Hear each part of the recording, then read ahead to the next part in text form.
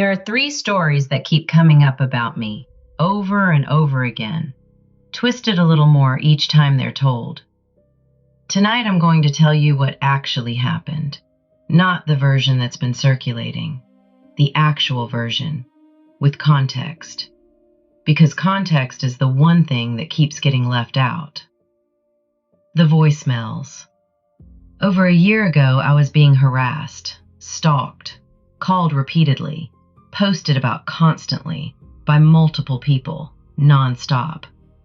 During that same period, my dog was sick, seriously sick, and then he had to be put to sleep. I was at the vet, saying goodbye to my dog, and the calls kept coming. The posts kept coming.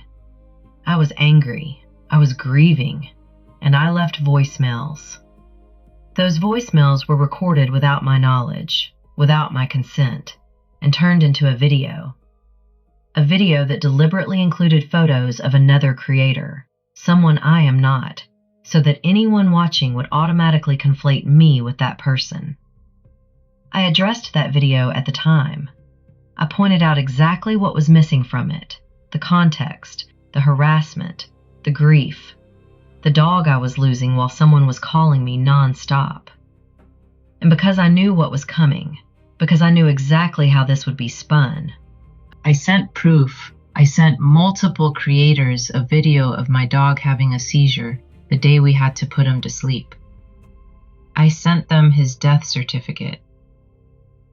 Because some people need documentation to believe that grief is real. I had nothing to hide. I never did. Over a year later, that video was pulled back out, played on a public stream to a new audience, without the context, without the harassment, without the grief, without the documentation I provided at the time, without any of it. Just my voice, at my worst moment, presented as evidence of who I am. Now you have the context. You decide. The blob photo. This one has been twisted so many times, I want to be very precise about what actually happened. Over a year ago, I was watching a public live stream. On that live stream, I saw something. I took a screenshot of what I was seeing. I questioned it. That's it. The creator whose live stream it was later said those screenshots were his. Fine by me, he could have them. I didn't want any part of it. Here is what that image actually was. It was a manipulated photo, enhanced, with names written on it, falsely claiming that two real people had harmed a missing child and put him in the trunk of a car. Creators were attempting to pass this image off as being connected to Sebastian Rogers' case. It was not. I went on a public panel and told exactly what happened. I tried to stop it from spreading because it was not from Sebastian's case, because it was being used to make false accusations against real people, because it was wrong. I did not create that image. I did not enhance it. I did not write names on it. I did not participate in any campaign using it. Other people did those things, not me. I took a screenshot of something I saw on a public live stream and tried to stop it from spreading. That is the whole story. That has always been the whole story. The clean copies. This is the one that gets described as me secretly collecting videos for someone to use in a legal case. So let me tell you what I was actually doing. I was covering a creator. That creator had a well-documented pattern of hiding and deleting her own live streams, so I started screen recording them. I called them clean copies because that's what they were. No voiceover, no commentary, just the raw stream, preserved before it disappeared.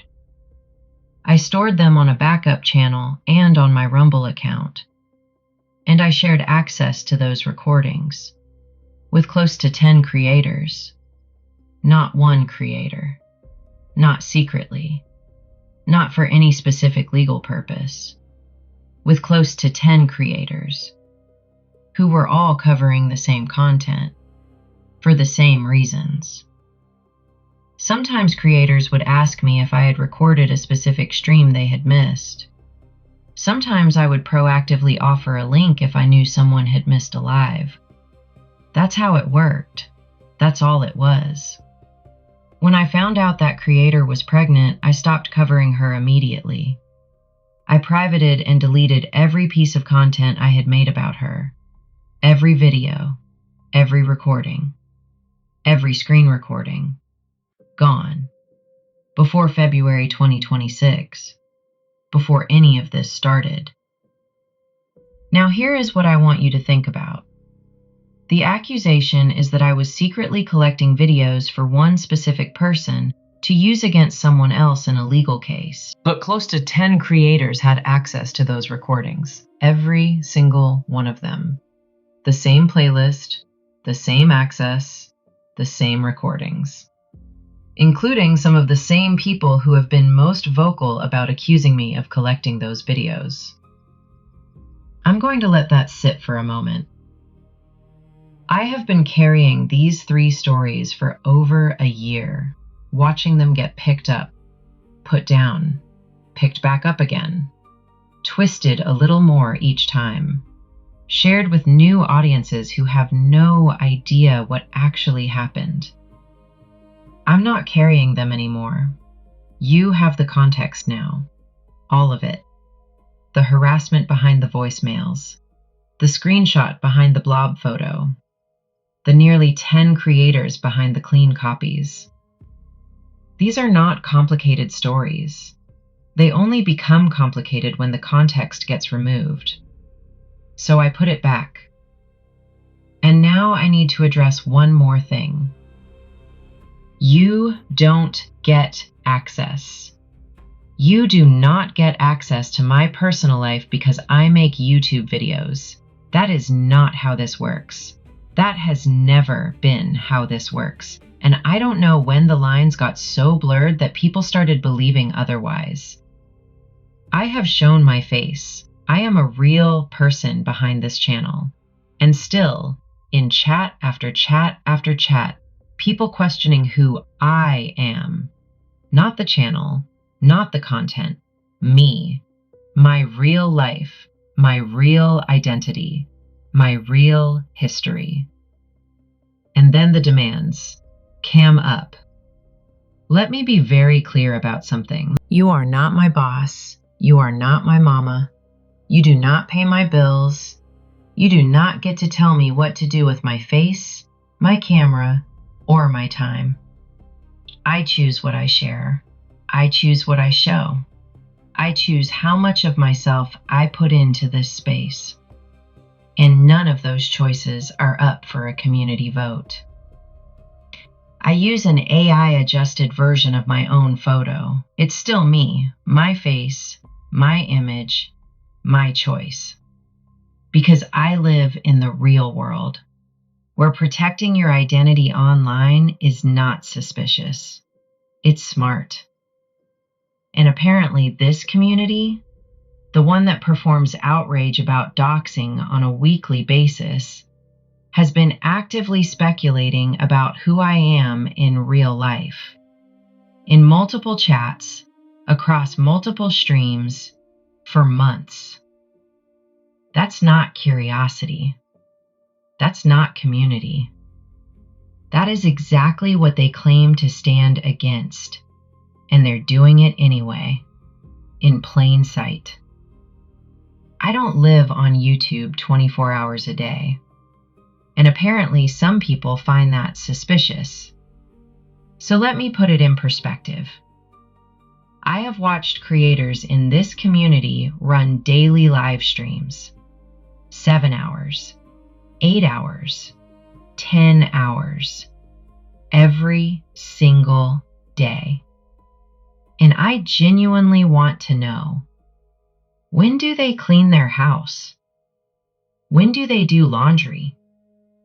When do they bathe?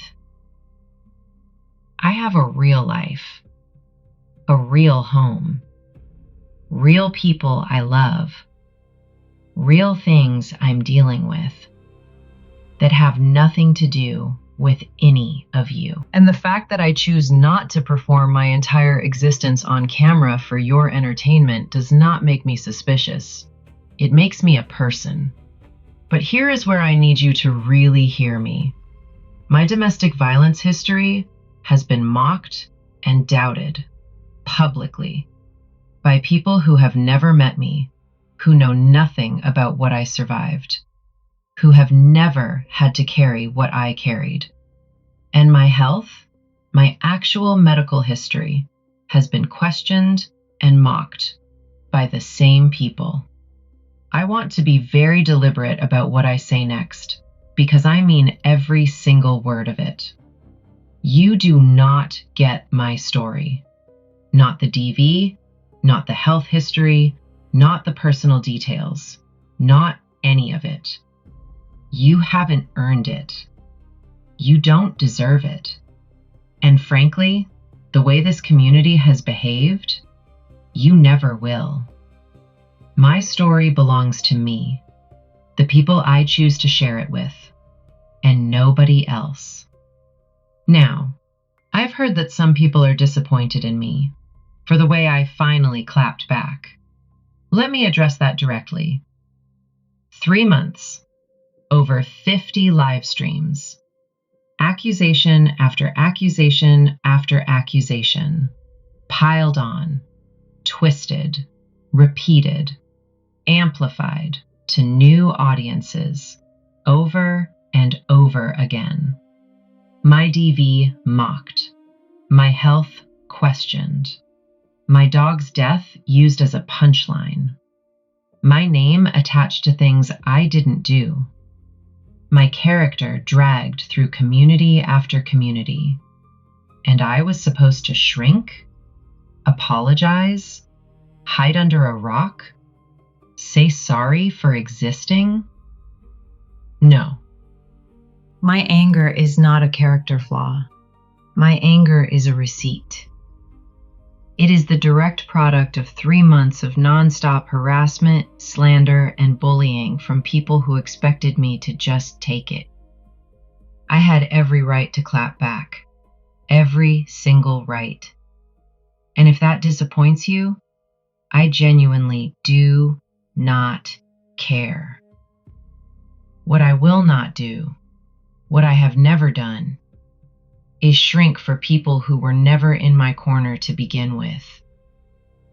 You get the content. You get the receipts. You get the research. You get the documentary work I put hours into. You do not get me. I'm Crama Reels, and I set my own terms.